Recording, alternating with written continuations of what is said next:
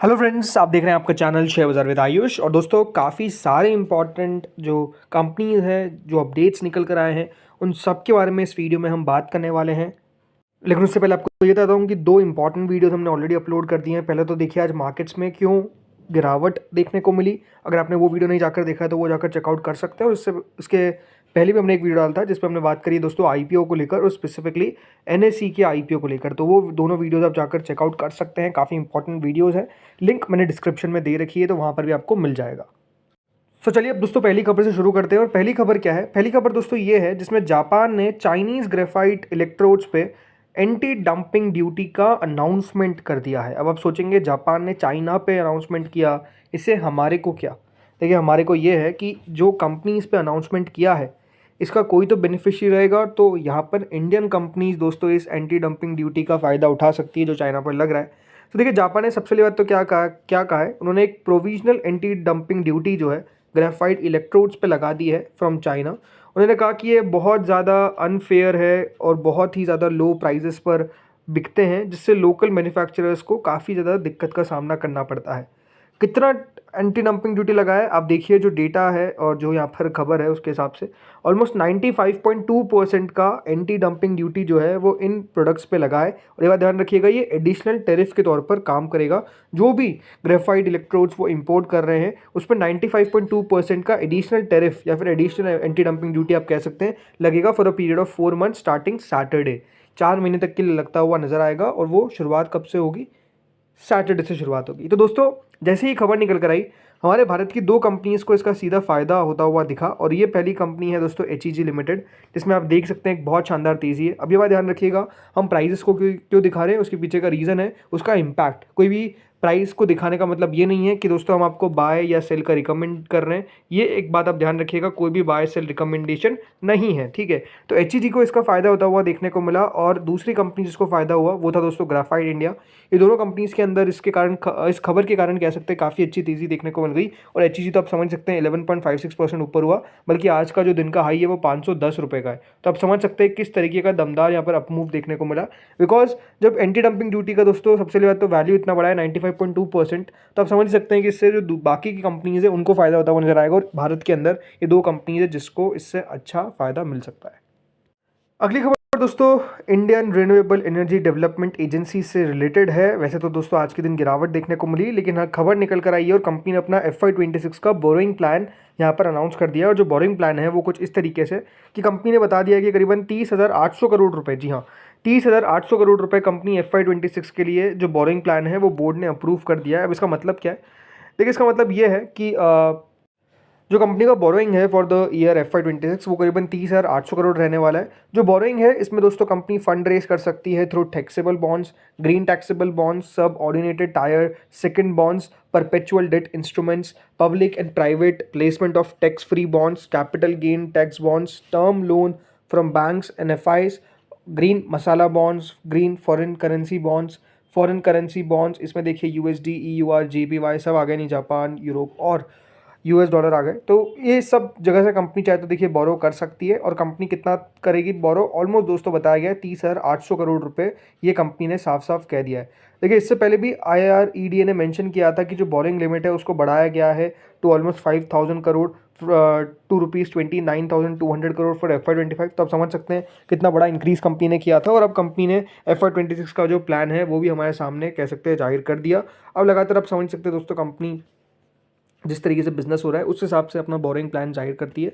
और बोरिंग बढ़ने का मतलब यही कि दोस्तों कंपनी का बिजनेस बढ़िया चलता हुआ दिख रहा है।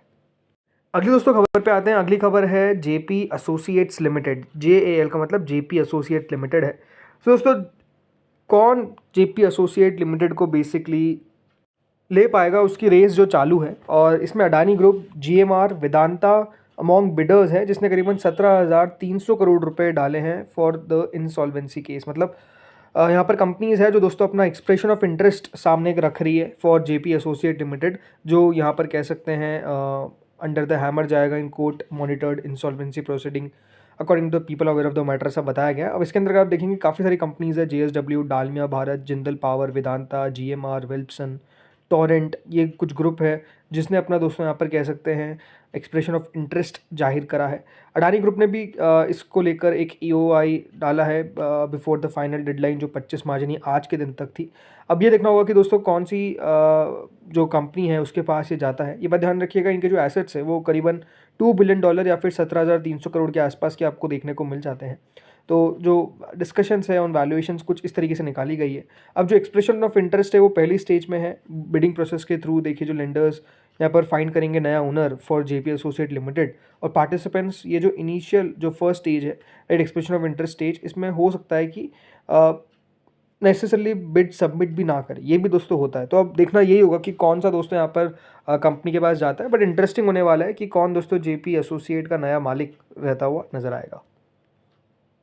आप देख ही सकते हैं इस साल की शुरुआत से स्टॉक ऑलरेडी 37% यानी ₹2.18 तक गिर चुका है। पेनी शेयर है और I think it's better to avoid these type of companies. मतलब अगर आप देखेंगे लास्ट 5 साल में बहुत कुछ हुआ है, अचानक से यहाँ पर एक बहुत बड़ी तेज़ी देखने को मिली और उसके बाद वो तेज़ी सारी गायब हो गई। और यही है कि जिसने भी यहाँ पर भी पैसा लगाया होगा वो पूरा बेचारा इन्वेस्टर ट्रैप होगा। तो बेटर है कि देखिए आपके पास बहुत सारी कंपनीज अवेलेबल है मार्केट के अंदर, ऐसी कंपनीज़ के पीछे ना भागे जहाँ पर आप कह सकते हैं आज और कल का ही पता नहीं है। तो बेटर है कि अच्छी कंपनीज़ में पैसा लगाए ताकि आपका पैसा सेफ़ तो रहे। सेफ़ इन द सेंस ये, मार्केट्स में रिस्क तो है ही, सेफ इतना भी ना, मतलब इतना भी देखिए रिस्क नहीं लेना है जहाँ पर आपको पता है कि बिल्कुल मैं सट्टा लगा रहा हूँ, अब पता नहीं कि देखिए मेरे पक्ष में जाएगा या फिर मेरे खिलाफ जाएगा। ये अगर आप कर रहे हैं तो आपका पैसा नहीं बनेगा ऑलमोस्ट ऑफ द टाइम, ये ध्यान रखिए।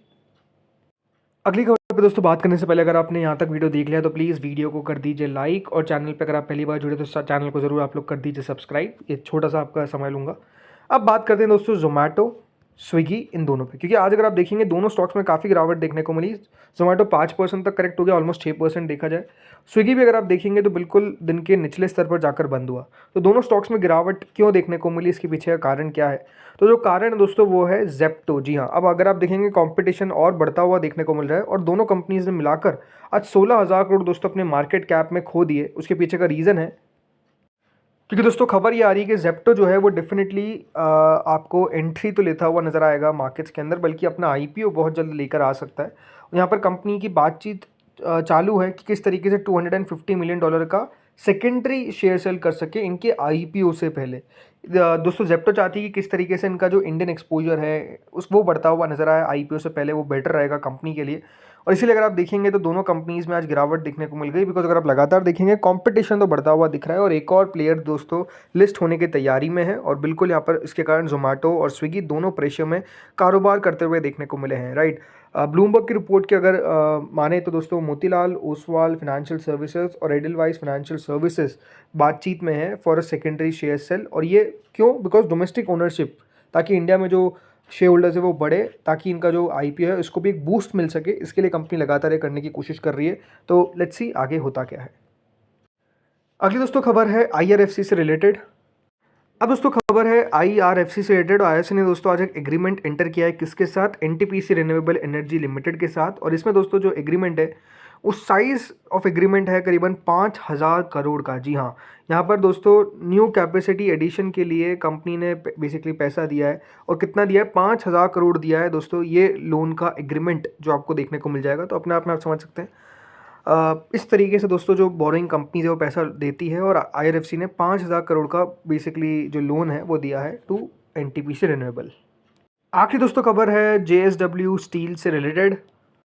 दोस्तों JSW स्टील को खिताब मिल चुका है दुनिया की, जी हाँ, दुनिया की मोस्ट वैल्यूड स्टील कंपनी। ये दोस्तों कंपनी को आज खिताब मिला। और अपने आप में देखिए काफ़ी बड़ी बात है कि भारत की एक कंपनी जो है वो स्टील की सबसे बड़ी कंपनी बन चुकी है, बल्कि बड़ी company in terms of valuation, right. Most valued company जो है वो बन चुकी है और ये कंपनी को आज, जैसा उन्होंने बताया, खिताब मिला है।